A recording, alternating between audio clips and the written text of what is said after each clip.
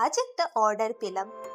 ছেলেটি বলল, দিদি তুমি একটু সুন্দর দেখে কিছু অ্যাক্সেসরিজ প্যাক করে দিতে পারবে আমার গার্লফ্রেন্ডের জন্য। আর আমার গার্লফ্রেন্ডের ব্লু কালার খুবই পছন্দের। আমি একটু হাসলাম আর ভাবলাম এই ছোট্ট বক্সটার ভেতরে শুধু অ্যাক্সেসরিজ নয়, একটা ভালোবাসার গল্প রয়েছে।